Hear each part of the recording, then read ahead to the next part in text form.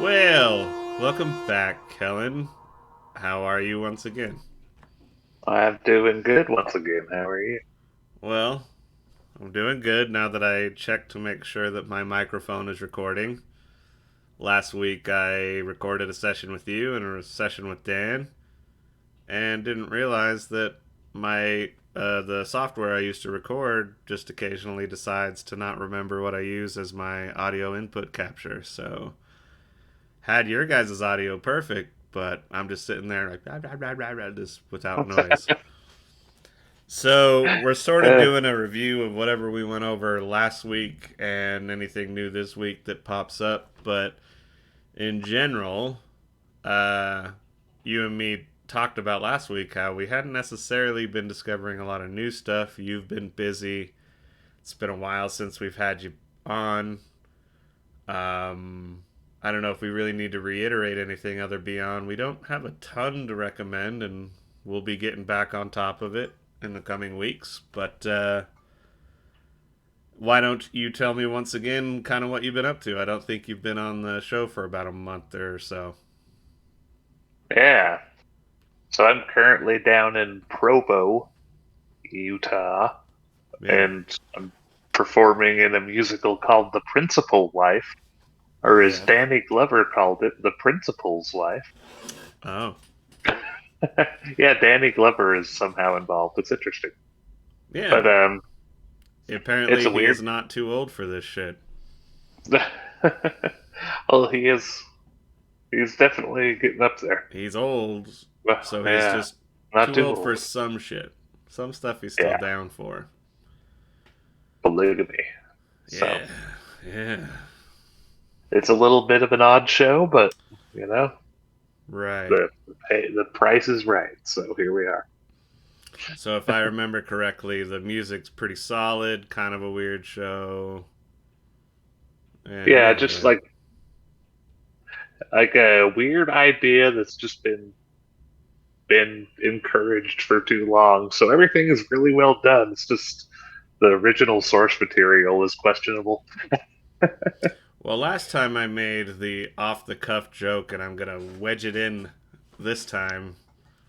How many guitar players are doing this? Don't they have a bunch of them? Like polygamy?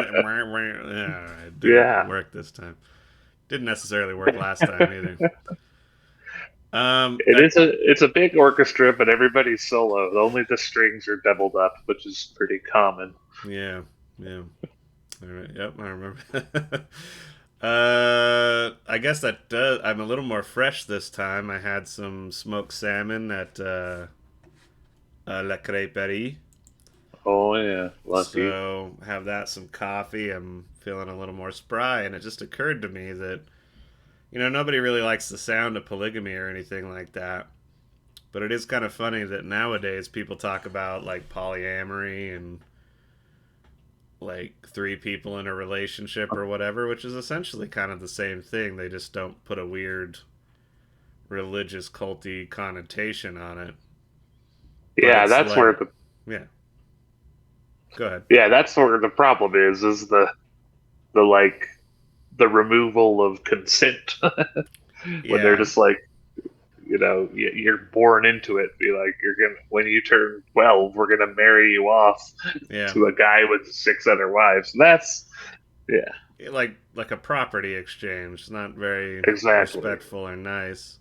That being said, I mean, to each their own. But I ain't gonna lie. On for me personally, I'm like, best of luck with that. Running a relationship with more than two people. Like, sounds pretty fucking hectic, but if you can make it happen, more power to you, I guess. And whether that's a Yeah, lady that wants a bunch of husbands, or vice versa, whatever. Just don't make it a creepy cult. No Kool exactly. Aid. Don't all wear the same outfit. That's like that's creepier than having sex with a bunch of people. It's just all wearing the same outfit. Oh yeah, You see those it's weird. couples that both wear like the same Disney shirt. It's like, Yeah, oh, can oh, you imagine? oh my god. Uh, Yeah. So let's just get into music, unless there's any like news or life stuff you wanted to mention. no, that's my current life of music is this weird polygamy show. What's the name of it again? Sorry if you already The said it. principal life. Right, right, right, right. Okay, sorry. That's it. Yeah. Um, since last week, where I failed the recording process. Gamma Pause put out a new single. This one's called Oh damn. Markets. And so this is our third one. We've been trying to release a song a month, and we're going to keep doing that until we run out. And Nice. that's recording new stuff, but also re-recording some old songs with Josiah on drums. So we're getting some of that human drumming in there, which is nice. I've always been partial to electronic beats and drums and stuff, but a lot of people aren't. And Gamma Pod definitely does function more as a rock and roll band. We ain't Radiohead or nothing. At least Mm-hmm. not yet. But yeah, so people like the drums, and I like the drums, so that's what we're doing. And so check that out on all the streaming stuff, YouTube, blah blah blah blah blah. Any no new releases coming up for you with any of your projects? Not in any new state. The Highline Drifters' second album is still just going along, Mm-hmm. working on it. Okay. So Corey, the drummer in our band, Fakoshka, which is a dormant volcano. yeah. Um, I'm thinking about seeing if he can get some drums recorded when he visits next to fill in for Josiah at a Gamma Paw show. Maybe stop in at this Studio Nico that we've been recording at. See if he can do that one song we've been batting around for a few years. Yeah. That'd But be good. yeah, kind of don't want to put a bunch of workhorse shit on Corey when he's here. I want him to enjoy himself. So, but I don't know. Maybe we'll pop in there one afternoon. Maybe knock it out. I don't know. We'll see what happens. Yeah, that'd be cool. Bam. That means that you could have a Fakoshka single on its way. The not too Yeah, distant future. indeed. So, let's get into music recommendations. What you've been listening to. Blah blah blah blah blah. Um, Art. we'll start off with you while I find whatever I'm gonna mention first. I don't even know if I've listened to too much new stuff since we last recorded, so I'll just talk about that stuff again. Mm-hmm. One I don't think I mentioned, but I've been really digging is Analog Sun, Mm-hmm. their self-titled album. I played one of their songs in a funk band I was in a while back, so they're just a really cool horn band. Uh, awesome tune writing. They got a vocalist on a couple of songs, not the whole time, and Mm-hmm.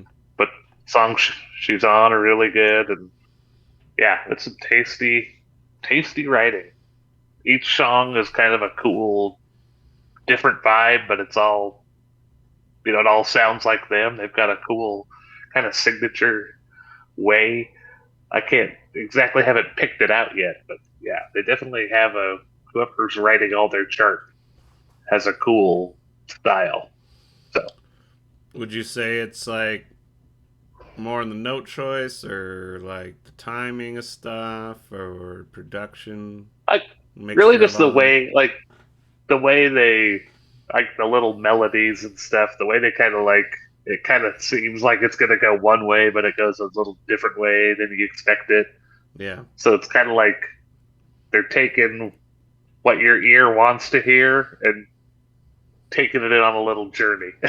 Sure. Doesn't necessarily go right into the expected chorus. It kind of walks around the park a little bit before maybe getting there. Yeah. All right. Yeah. And then when it does, it feels so good. Hell yeah. Um, I'll hit you with one. I suppose the newest thing I have been really digesting is Melt Yourself Down. We talked about this on the failed recording we did. The album Last Evenings on Earth came out in 2016. I'll read you their bio because it kind of helps describe what they are. Founded by sax innovator Pete Wareham and fronted by lead vocalist Kush Gaya, Melt Yourself Down play into a great tradition of British insurgence that spans decades and genres. From the Sex Pistols to Young Fathers, the band's lineage is also connected to jazz's rich history of sticking a middle finger to the man. Yeah, I would say to me it sounds a lot like a mixture between Talking Heads, Go Go Bordello, and almost like a little bit of a System of a Down quality. Not that it doesn't jump from like stylistically in the verse chorus thing like System, but kind of more like the energy of the music and like the freeness of it, which is probably a little bit of that punk energy. I wouldn't say anything in it other than that energy is the punk stuff.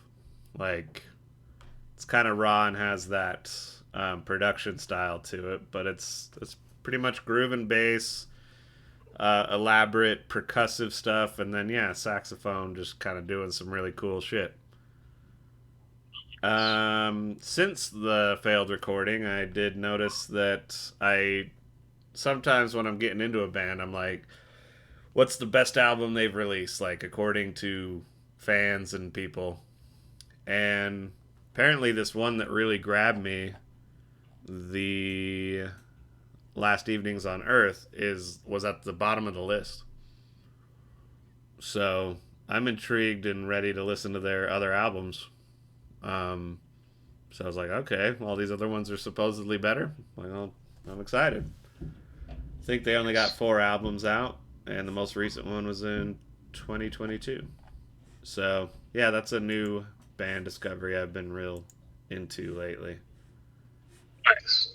Yeah. Got another one for me? Yeah, another old one. All This right. one, let's see, 2008. It looks like came out. This is the guitar player from Steely Dan. Mm-hmm. His one of his solo albums, also discussed last week. I just been returning to it. It's called Circus Money, Mm-hmm. and it's got pretty similar to Steely Dan as far as like the awesome production value. They it sounds really good and really good musicians on it. Yeah. But it's kind of his stuff. He has a little bit weirder lyric choice, leans a little more towards like kind of reggae beats, Mm-hmm. and there's just some really tasty little tunes on there. They're a little strange. Like let's see, it's this album, and he has another one called 11 Tracks of Whack.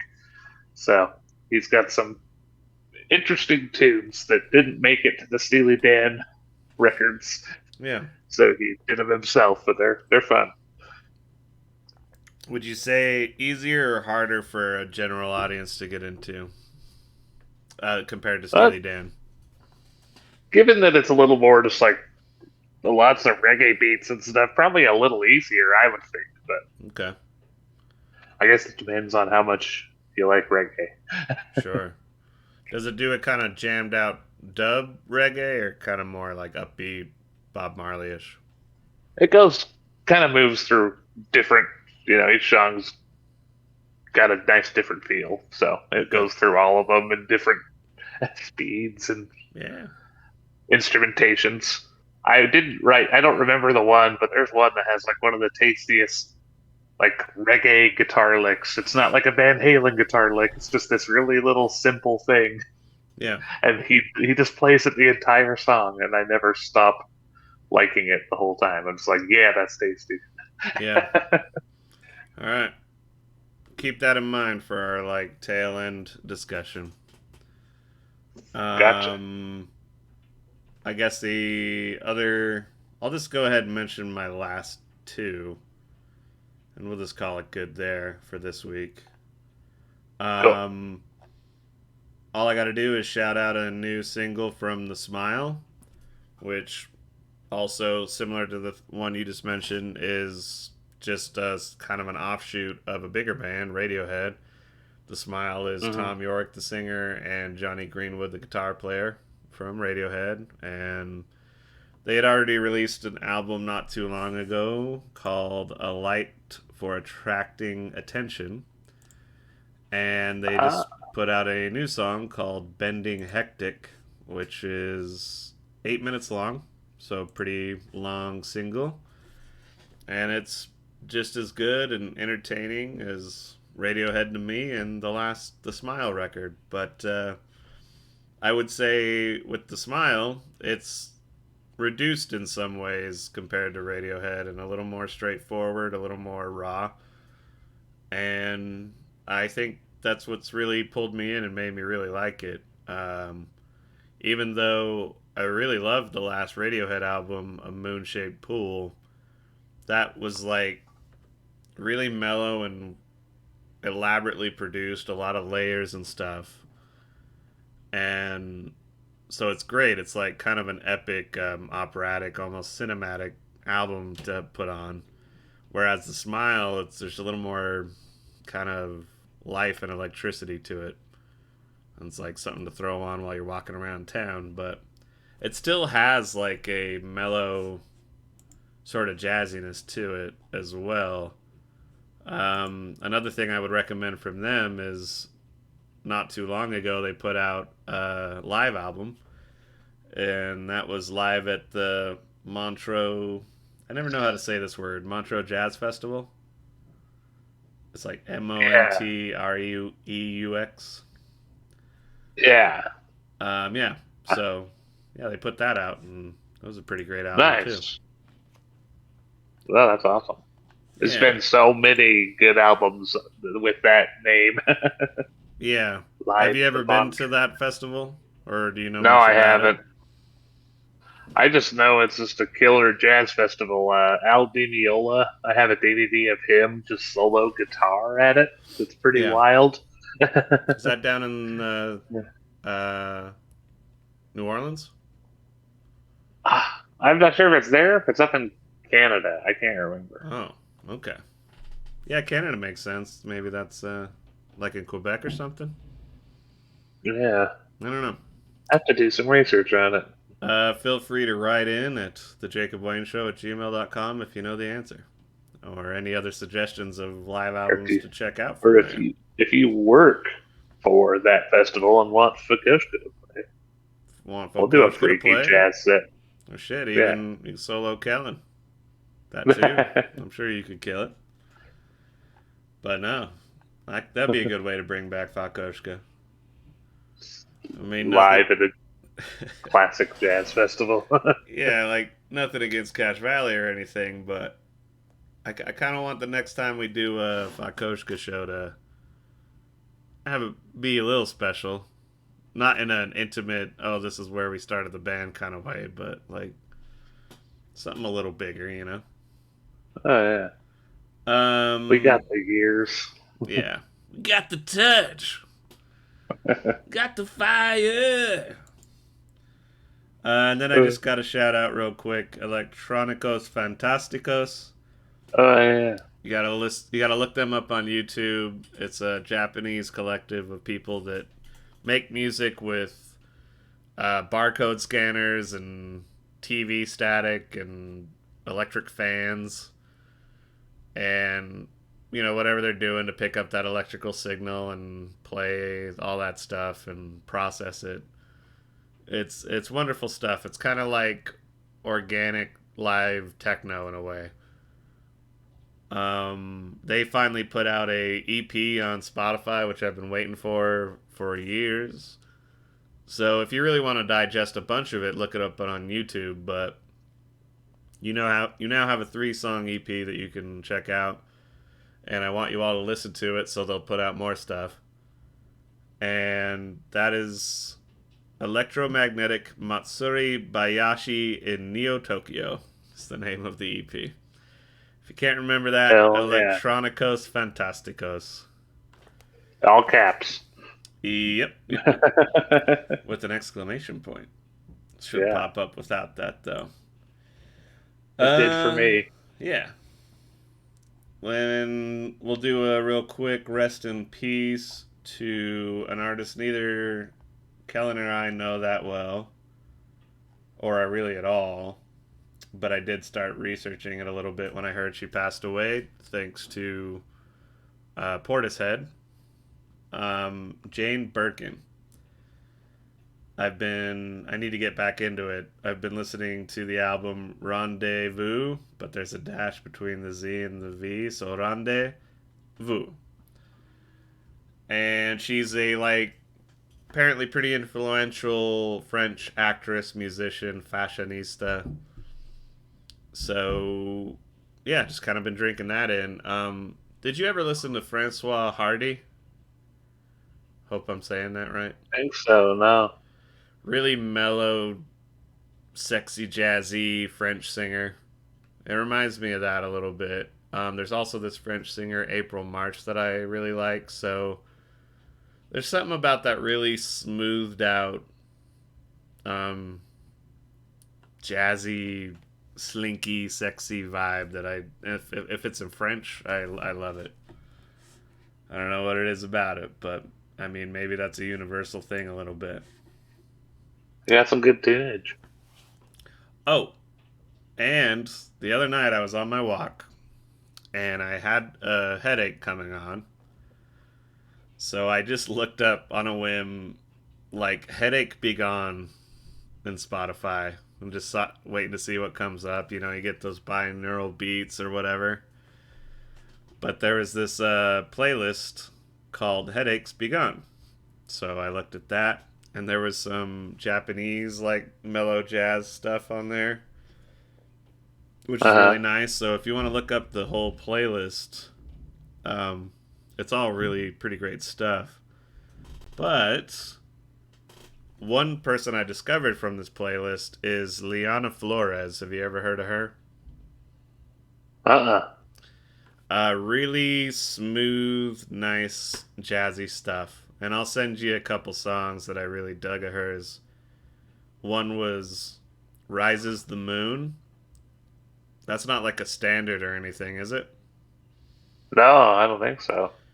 Because I was listening to it and it's like, man, this is really good.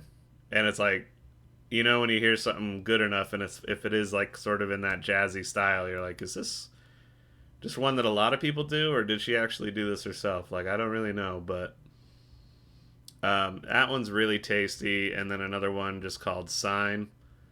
She has this nice little program beat, but it has just that perfect sort of like kind of hip hop punch on the kick. But everything else is just really smoothed out and jazzy. And I was like, all right, Liana Flores, I see you. So I would recommend checking her out.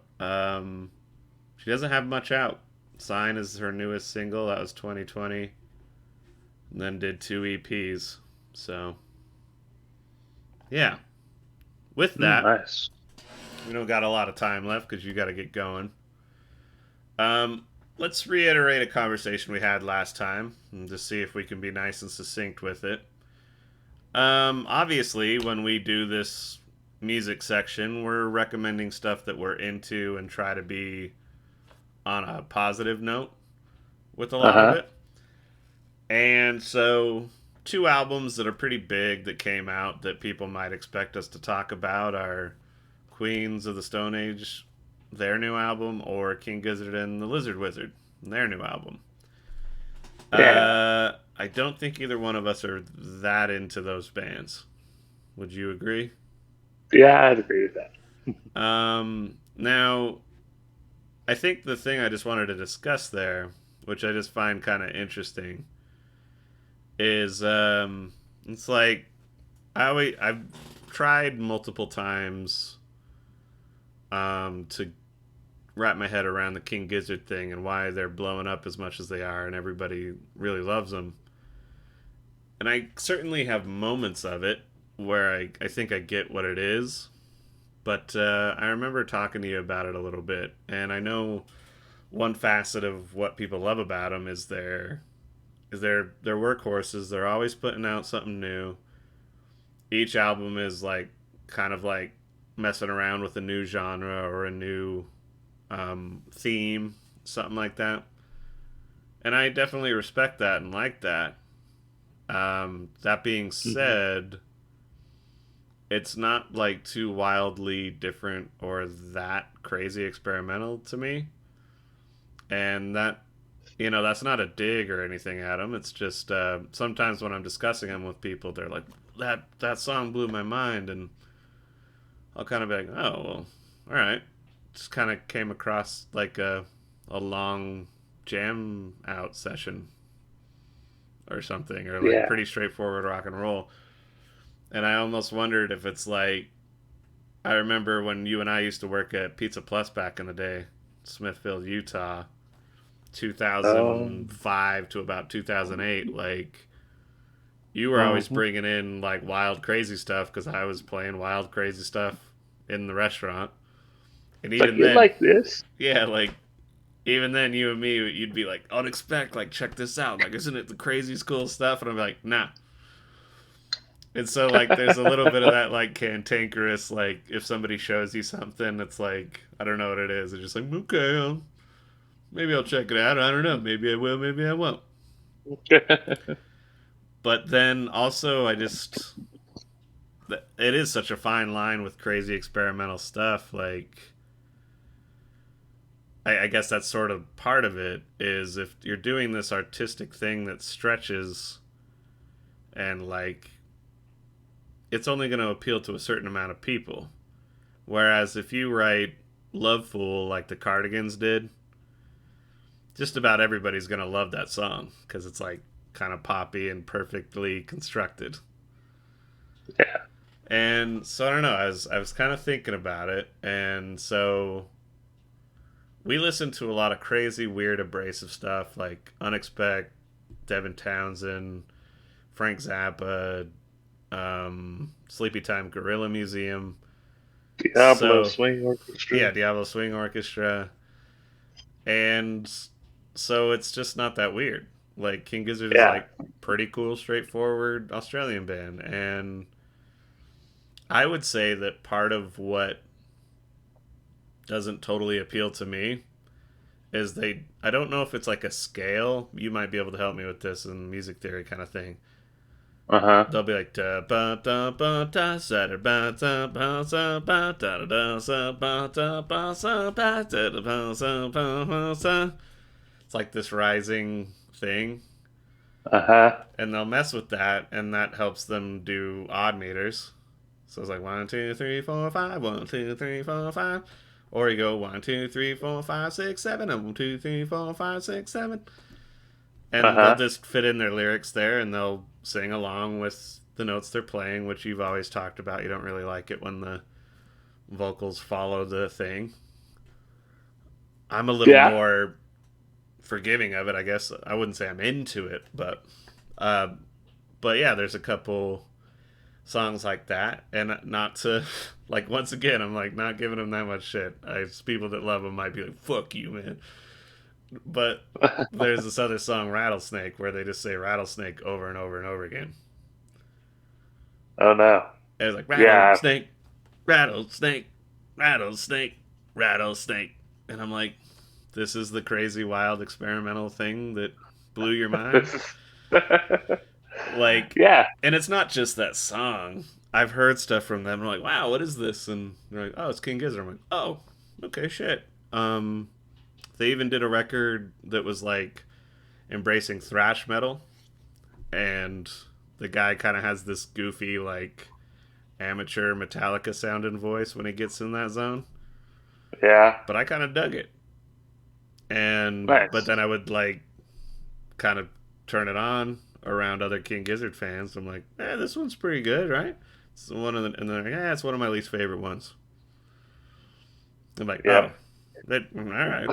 So it's like kudos to them for having that much variety that like they did find a way to sort of get to me, even if I don't throw them on regularly or anything. But Yeah. the main key of it is it's just that repetition or that scale thing. But before I continue, do you know what that scale thing is? Like what that you would even call that Well, I mean, that's just a or approach or I don't know.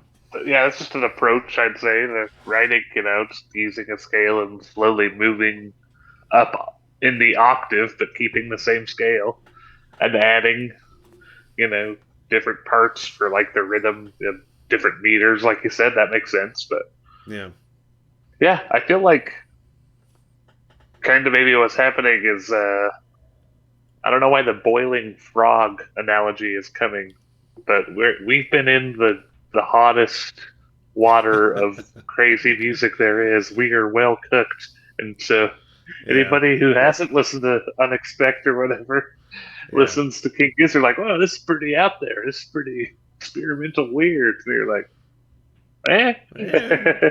It's like You that's know? not going to be the thing that gets me. Yeah, Yeah, I think the exactly. thing I Eh, talked to you about once was it's like we people are like talking about these like hard seltzers. Like, man, this stuff's pretty fucking hard, huh? And then we've just been sitting back drinking straight vodka out of the bottle, like, huh? Like, what are you talking yeah, what? Okay, yeah. But about? well, and that's what's funny is some of these cats, I'll leave them nameless, but they love King Gizzard, but then they will say Frank Zappa isn't music, and then my face gets hot, and I have to end the conversation. Yeah, that's the kind of person you don't want to talk. I'd say Sometimes, about anything with, but at least music. well, what I will say is that in that context, it was like it turned into that thing which you never want it to turn into with like discussing music, where you're like, oh, I don't really like that thing, and so then they just think of something that might be categorized similarly, and then they want to take it down a peg because you didn't like their thing. Which I used to do in high school, but try not to do glad that you anymore. glad you got out of Yeah, that. like I think people have that phase when they're younger. Where, fuck you, man.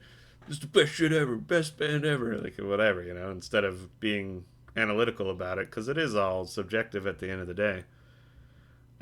But yeah, just that last little bit of the repetition. I think that some of this psych rock stuff that I'm like really not.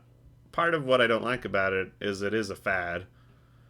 There's plenty of really great psych rock bands, but it is like the cool thing to be doing with rock and roll these days. Yeah, And I'm just tired of it. Like I wasn't ever really into like more of the Sergeant Peppersy psych rock stuff. Like my psychedelia, I like pretty wild, crazy, heavy stuff. And yeah, this stuff is more like I don't know. It's like a little bit of UK punk mixed in with yeah. I don't know. Maybe it is. It's just like a little punk, a little bit of this and that. I don't know. But and I'm not that into jam bands. And there's a little bit of that element too. Like let's jam out this part yeah, for 4 minutes. And so therein comes in the repetition part where yeah, there'll be a bass that's like doom ba doom ba doom ba doom ba doom ba doom ba doom boom boom boom boom ba boom ba doom, and it just does it straight for 4 minutes while the guitar is doing wacky, crazy effects and stuff. And then yeah. You the should get on vocals that. have way too much delay and reverb on it, so you can't understand shit of what they're saying. And yeah, Yeah, that's cool every now and again, but I'm like, man, I'm bored. But I will admit, and this is where I kind of getting back to you're talking about doing that one reggae riff that's not complicated and it happens through the whole song, but you like it. It's like yeah, it's got to be a tonality timbre thing. It's just like what the actual frequencies and tonality of stuff the way you like it. Like I can listen to a Hmm. reggae dub song go for 10 minutes, and it can be more or less kind of the same thing with a lot of weird delayed pops and clicks and odd noises, and I'm in. And Yeah. I guarantee you, if I put that stuff on with some of my King Gizzard buddies, they'd be like, "Fuck, this shit's boring. Like, turn it off." Uh, So it's kind of just kind can't of get funny to me that. that way. But It's all about the groove. it's the groove and the tone, and I Yeah. will admit that I think a lot of people don't consider that as much. It's like, No. so another good example would be like, say, new metal. I think part of what people really liked about new metal and part of what um, some people didn't like was purely tonal. It's like a seven-string guitar, really down tuned, like, and like for me, that just rumbles my chest and tickles my balls, and I love it. And I don't even think about the lyrics. And yeah, when you stop to think about the lyrics, you're like, yeah, these lyrics are fucking stupid on a lot of this.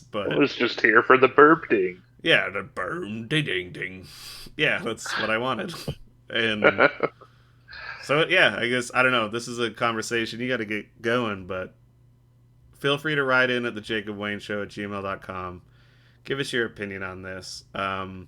But long story short, we're not going to cover stuff that we don't feel like we really loved or could get really into. We might mention that it dropped, so you know. And yeah, go listen to the new King Gizzard album and the new Queens of the Stone Age, and let us know what you think.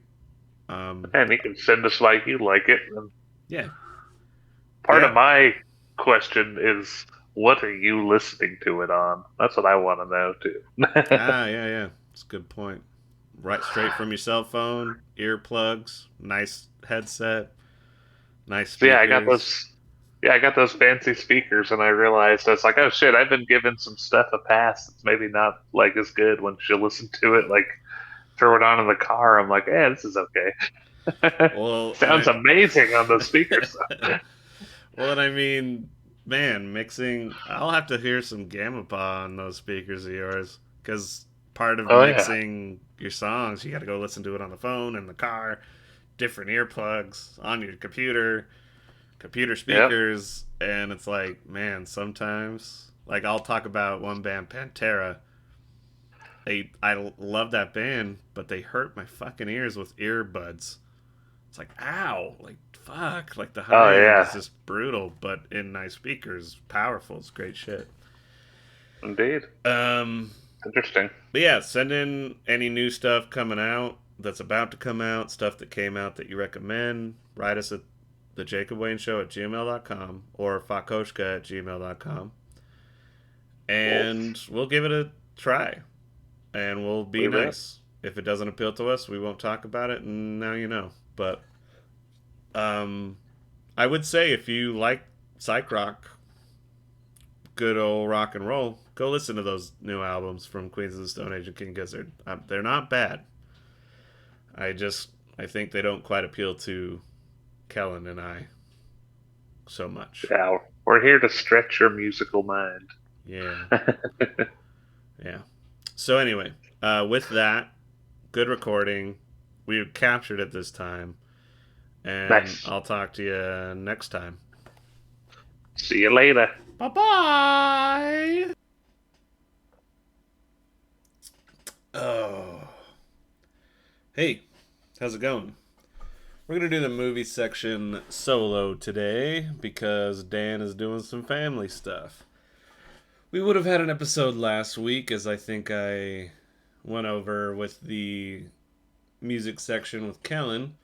But yeah, my recording was fucked up, so I'm gonna go over a little bit of what we went over on that recording, and then just do a quick little non-spoiler review of Oppenheimer, which I just saw about an hour or so ago.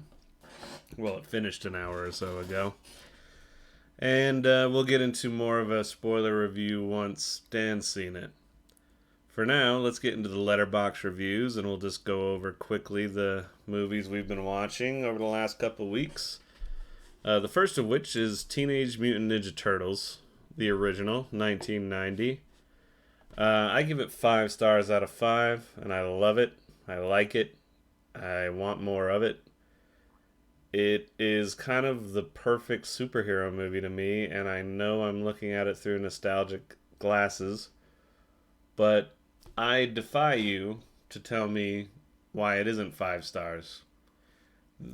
Considering that this is for kids and that is an aspect of it, you need to look at it as a kids movie, but a surprisingly adult one and a surprisingly mature one. So when you consider that, I think it's up there with some Pixar movies. Different vibe, of course, different tone. It's a different era, but the messages in it are good. The acting's good. The pacing, all of it, I love it. So yeah, if you disagree with me, feel free to write in at thejacobwayneshow at gmail.com, and I'll hear your arguments for sure. But I mean, it's a little easier to bounce off of somebody else rather than do these solo. But I will say that I'm trying to think of what we went over that was worthwhile when I talked about it with Dan, and I'm not melting from the heat. I have the fan turned off so it won't mess with your audio. And these are the sacrifices I'm willing to make for you. Uh, Teenage Mutant Ninja Turtles, directed by Steve Barron. Not a fella that I really recognize his work other than Coneheads. Another one I've been meaning to get to and rewatch. Um, More for curiosity than I actually remember it being that good. I remember it's fun to see Chris Farley in it. Beyond that, the next two Teenage Mutant Ninja Turtle movies were much more childish and silly and, had Vanilla Ice in it. And yeah, just got way more cartoony. And that says a lot for a movie that is inherently cartoony. I mean, it's Teenage Mutant Ninja Turtles. But the puppetry work, Frank Oz voicing Splinter is amazing. It's just a great movie, and I love it. And so, looking at some of these reviews, I mean, seems like most people would agree. Some are giving it 3.5 because they are dead inside, but I'm not seeing any twos or ones or anything like that. So we'll just move right along, though. One that I did not watch with Dan, but I watched with my roommates, Shockey, who you've heard of, and then my new roommate, Steven. We watched Commando, and this is my first time watching this. I was excited to check it out because it's Schwarzenegger, and it's one I hadn't seen. If I had already said that, I apologize. I give this one 4 stars out of 5, and I liked it a lot. I don't know if I'd say I loved it, but for what it is, it's super solid and exactly what you imagine when you think of 80s action. It's directed by Mark L. Lester. We talked about how he directed Firestarter, which was on our Stephen King list. Not one of our favorites, but there's a lot to get through on that particular list. This is another director that's done a fair amount, but a lot of it looks like straight to DVD fare. Some nonsense. Not a lot that I would say I'm trying to check out. He did do a movie with John Candy, though, that I would be intrigued to see, called Armed and Dangerous. A lot of 2 stars and 1 star for that, so that's not encouraging. Yeah, the plot of this movie is John Matrix, that's Schwarzenegger's character, is a former leader of a special commando strike force that always got the toughest jobs done. He's forced back into action. Sorry, I am not with it today on the speaking. He's forced back into action when his young daughter is kidnapped to find her.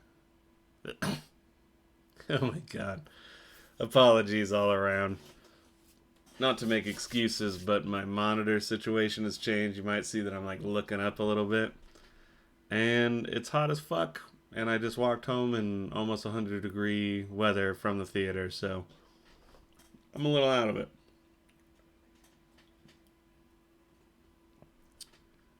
Matrix has his daughter Alyssa Milano kidnapped, and he has to fight his way through an array of punks, killers, and one of his former commandos, and a fully equipped private army with the help of a feisty stewardess and an old friend.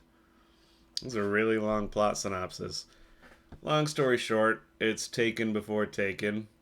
He's a retired commando. They want him back. He won't go back. But this person that got ousted due to CIA meddling in South America wants to get back into power, so he kidnaps Schwarzenegger's daughter, so he'll go kill the person that the CIA put in place to take over. Something like that. Anyway, Schwarzenegger doesn't even get down to South America. He kills the guy on the plane, chops his neck, and then the stewardess comes by. He's like, he's dead tired. That kind of shit. One of my favorite scenes in the movie is when he's trying to hide in a car and he just rips out the passenger seat so he can get a little lower in the vehicle. So it's just a bunch of strongman machismo bullshit, but it's pretty awesome. And he rips the chair out, gets in the car to hide, but then it kind of cuts back. He's sitting in a passenger seat, like they don't give a fuck. So it's kind of awesome in that way.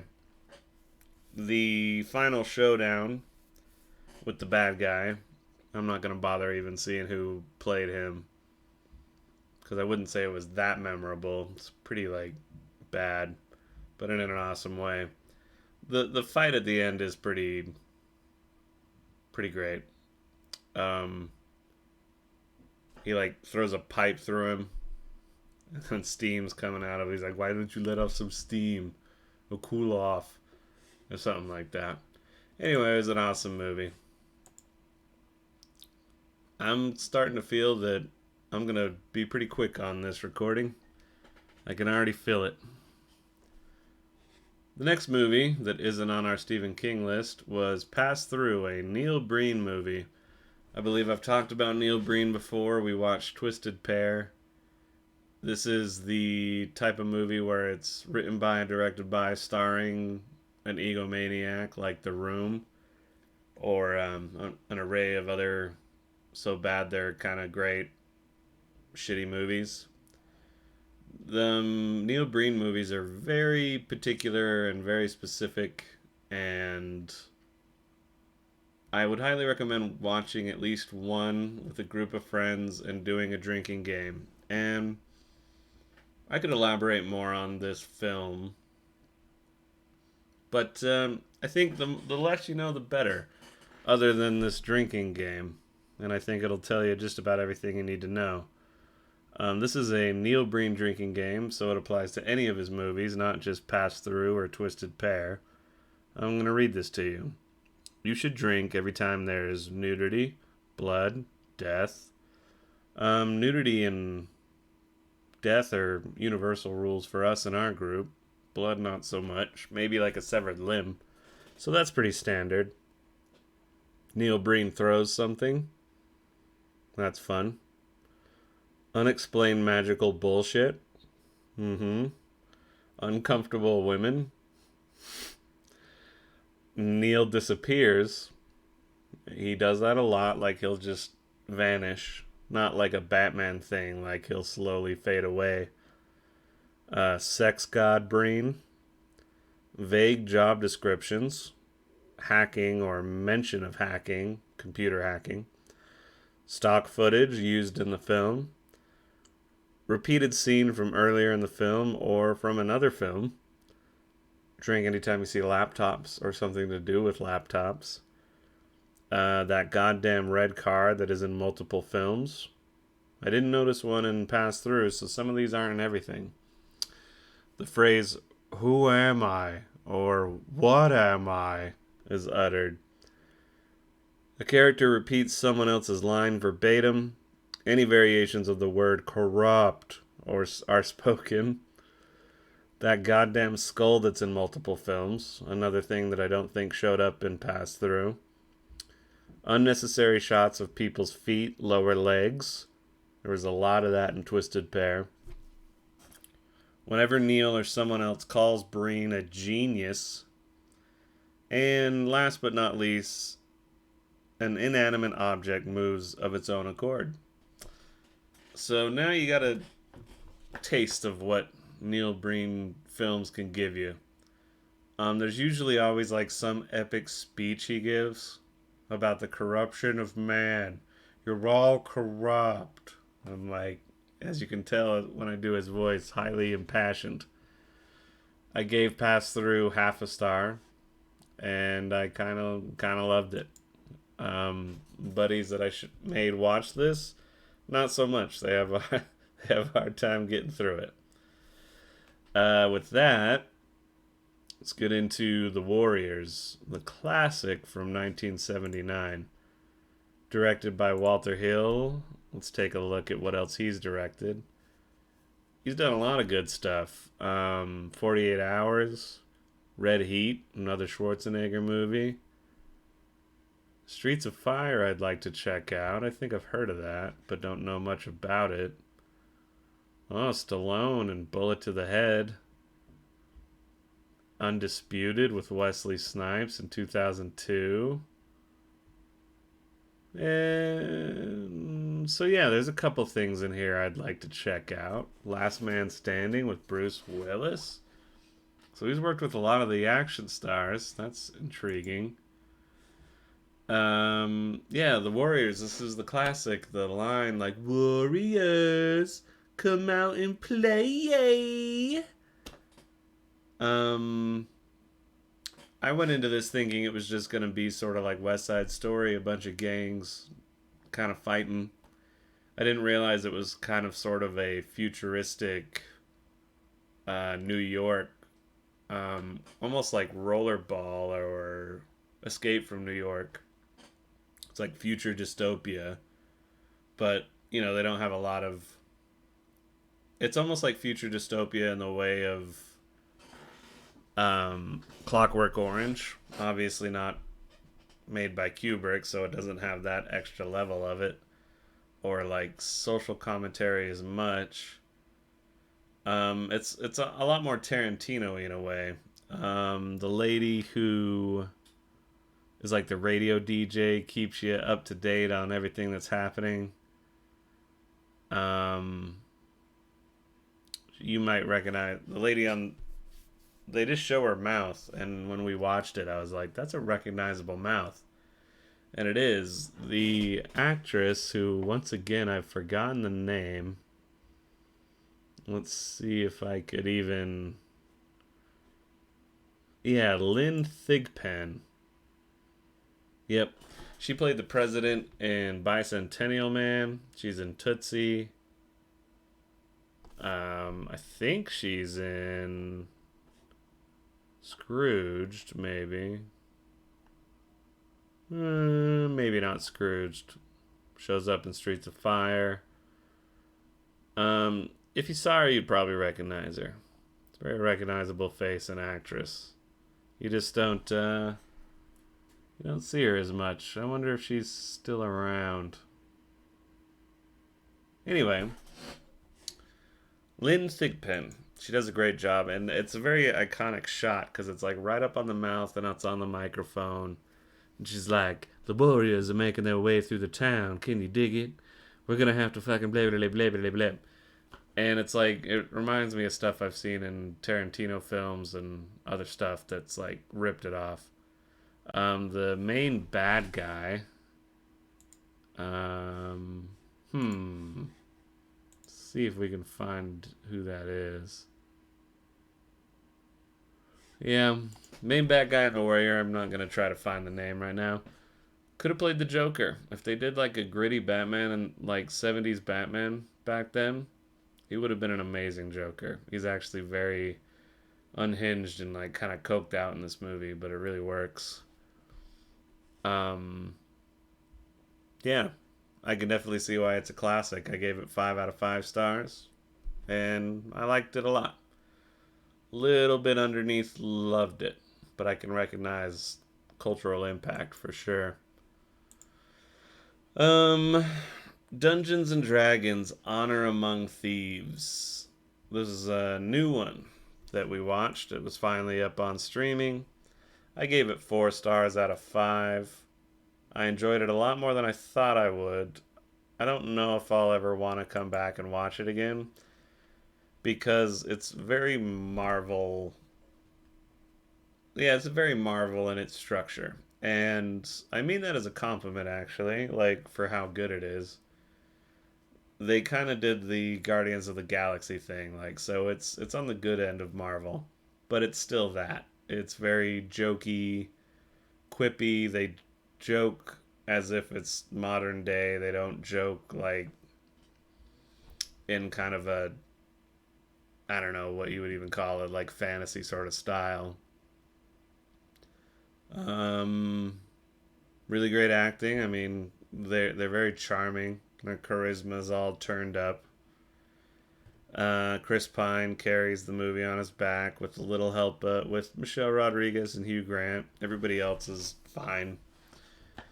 When I talked about this with Dan, a lot of really great Easter eggs in it, and he knows a lot more about D&D than me. So that's a shout out to this movie, is that it appeased that side of the fandom for him. He had a lot of stuff to enjoy in it, and for me, who doesn't know a lot about D&D, I wasn't bogged down by it. Like I didn't feel like there was anything in it that I didn't understand or was like, wait, what is that? Do I have to play D&D to get it? Like, I don't think you do.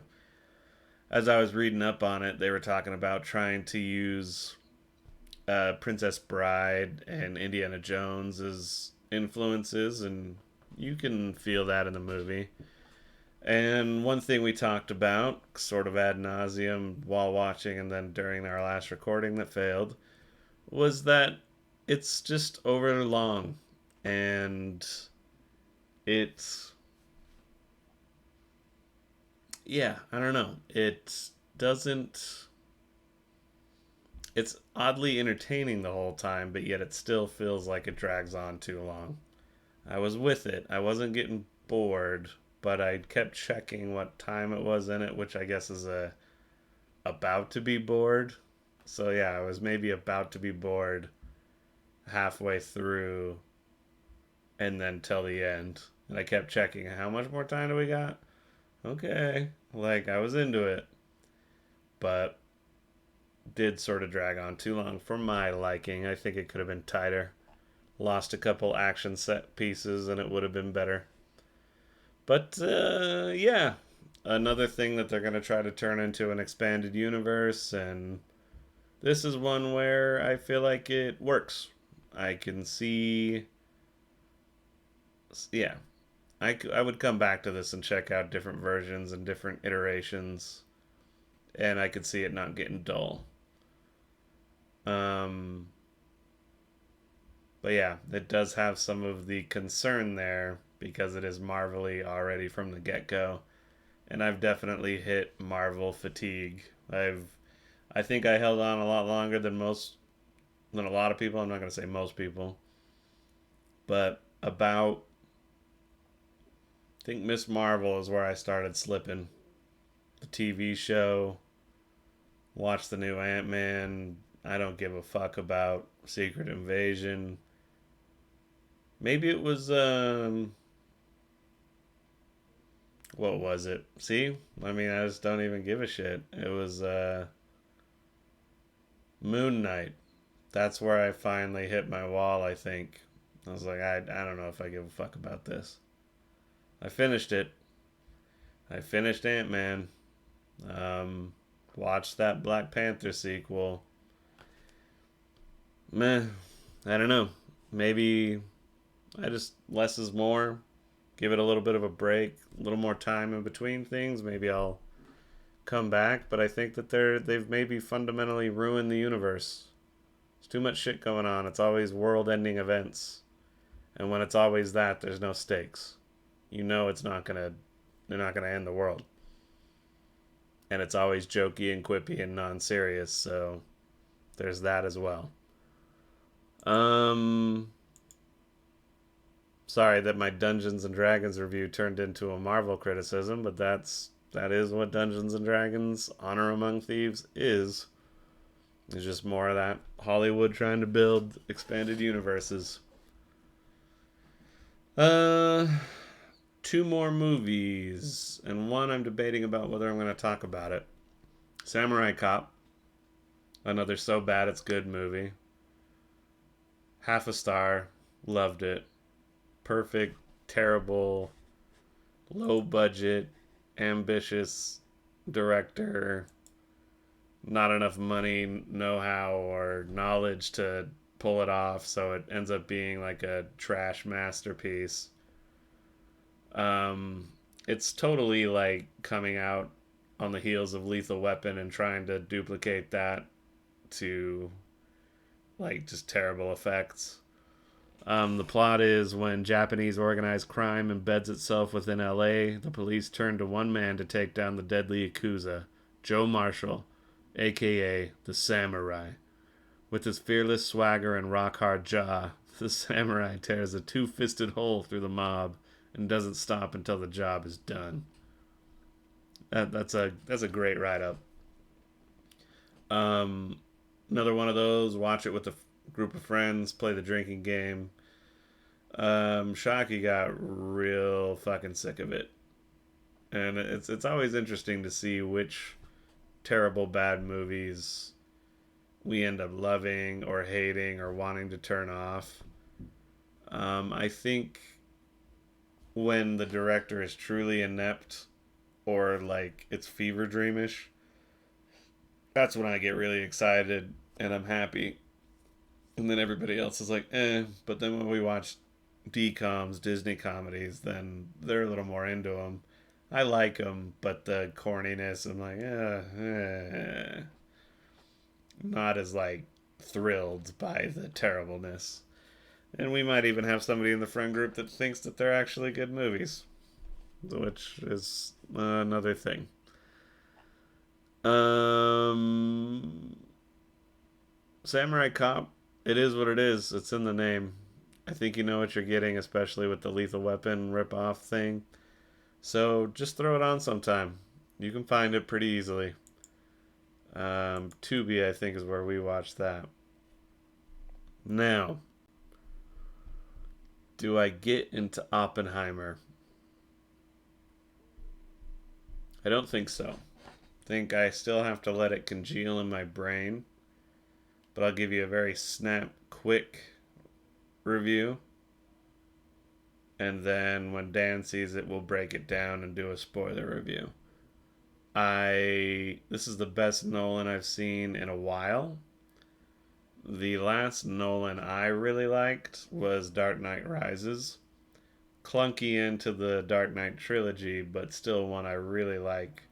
Really love Bane. Interstellar had a lot of really good stuff, but then had some stuff where I was like, oh god, in it. And that was like the first time I was like, I don't know if I'm into this. I need to rewatch that one, I think, because it does have good moments. Dunkirk, I was like, eh. I gave no shits about Dunkirk, which was really disappointing. And then I saw Tenet, and just weird, confusing, and clunky and odd. Like, I don't think it's as clever as it thinks it is or Nolan thinks it is. And it's like, felt gimmicky and almost like him sort of trying to do James Bond, but he can't help but be Nolan and do some other weird wonky thing with it, which on a technical level is really cool. Does some cool stuff as a filmmaker, but as a movie with a story that I give a fuck about, like, eh. So I guess I could say that this one I was like, it's very Nolan-y, even for just a pretty much a biopic.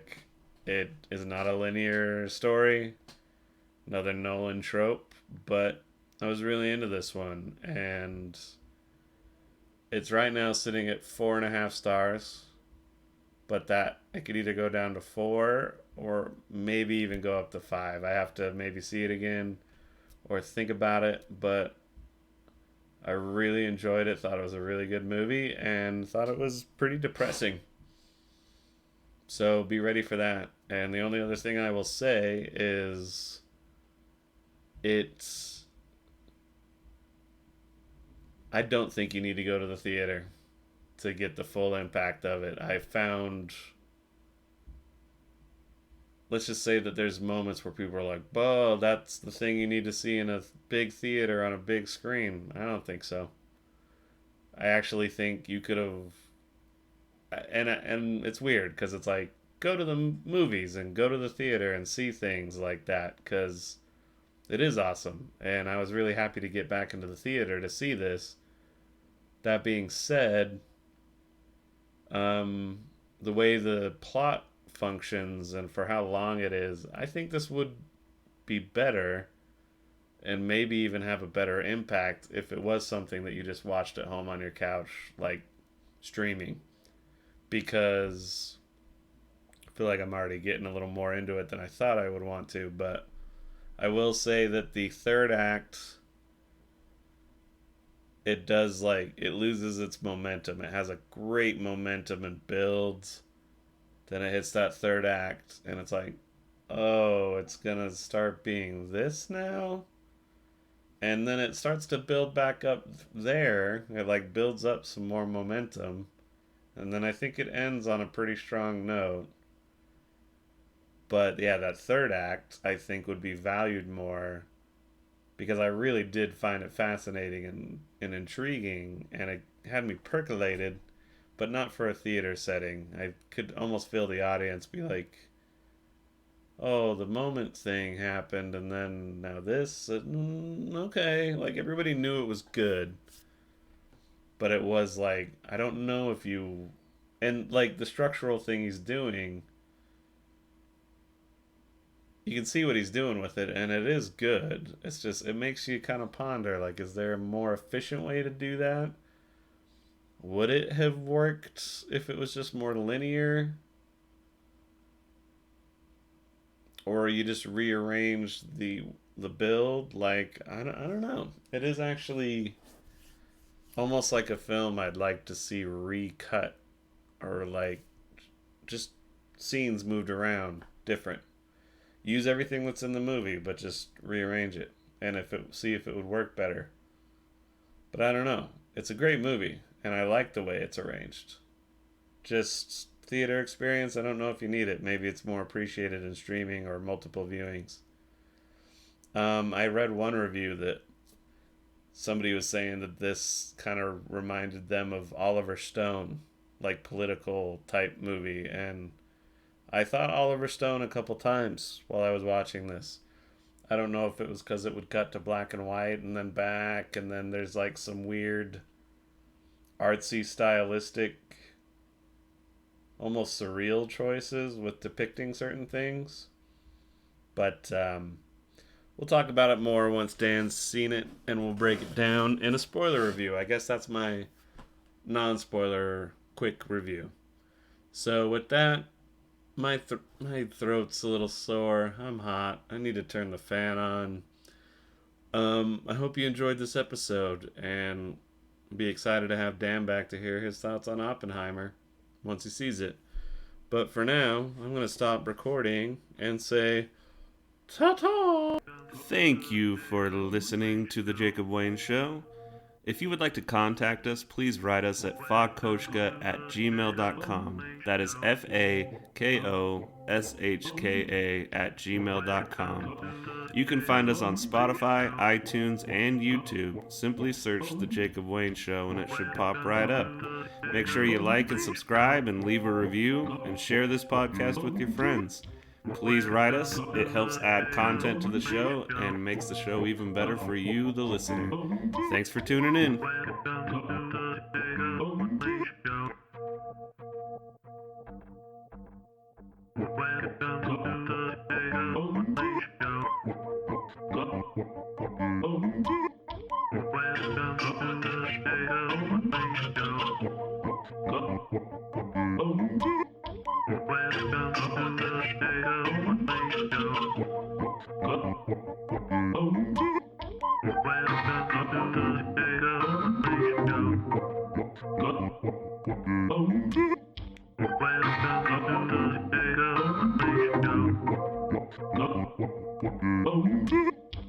Welcome to the show.